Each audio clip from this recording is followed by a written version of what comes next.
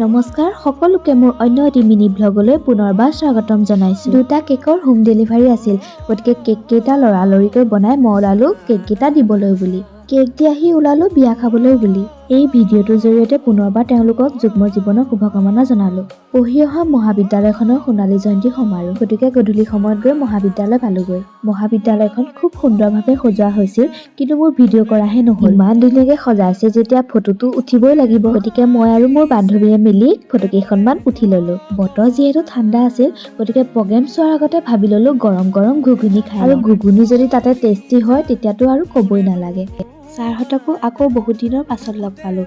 ছাৰহঁতক লগ পাই বহুত ভাল লাগিল। গাটো যিহেতুকে ভাল নাছিল, সেইবাবে সোণালী জয়ন্তী সমাৰোহত প্ৰগ্ৰেম লোৱা নহ'ল, কাৰণ প্ৰগ্ৰেমলৈ আহিব পাৰিম নে নোৱাৰিম কোনো ঠিক হোৱা নাছিল। এই ব্লগটোত আপোনালোকে মোৰ মাতটো শুনিয়ে ধৰিব পাৰিছে চাগে। আচলতে সাংস্কৃতিক প্ৰগ্ৰেম বুলি ক'লে মনটোক ধৰি ৰাখিব নোৱাৰোঁ, সেইবাবে নিজে প্ৰগ্ৰেম নকৰিলেও বেলেগৰ প্ৰগ্ৰেম চাই এনজয় কৰিম বুলি ভাবিয়ে কলেজ পালোগৈ। 3 দিনীয়াকৈ অনুষ্ঠিত কৰা এই সোণালী জয়ন্তী সমাৰোহত সকলোৱে নিজৰ নিজৰ প্ৰতিভাসমূহ দাঙি ধৰিলে। সোণালী জয়ন্তী সমাৰোহৰ প্ৰথম দিনাখন আছিল বৰ্তমানৰ ছাত্ৰীসকল আৰু শিক্ষাগুৰুসকলৰ অনুষ্ঠান, দ্বিতীয় দিনাখন আছিল প্ৰাক্তন ছাত্ৰীসকলৰ অনুষ্ঠান, আৰু তৃতীয় দিনাখন আছিল আমন্ত্ৰিত শিল্পীসকলৰ অনুষ্ঠান। নিজে প্ৰগ্ৰেম নকৰি এনেদৰে আনৰ প্ৰগ্ৰেম চাই থকাটো বৰ কষ্টকৰ।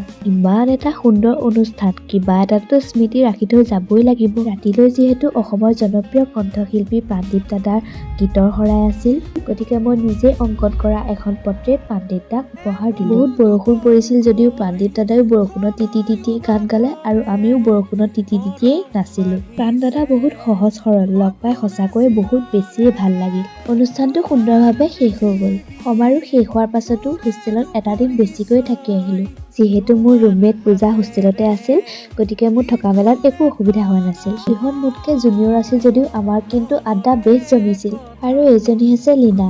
কেতিয়াবা ৰাতি মোৰ প্ৰগ্ৰেম থাকিলে তাই মোৰ লগত সাৰথি হিচাপে যায়। সকলোকে টাটা বাই বাই দি অৱশেষত দাদাৰ লগত ঘৰলৈ আহিলোঁ। মায়ে মৰ্ণিং ফোন কৰি কৈছিল যে ঘৰত সৰুকে খানা এটা আছে আৰু মামা মামীৰ এনিভাৰ্চাৰীৰ বাবে কেক এটা বনাব লাগে। আজিলৈ ভিডিঅ'টো ইমানেই। ভিডিঅ'টো শেষলৈকে চোৱাৰ বাবে থেংক ইউ।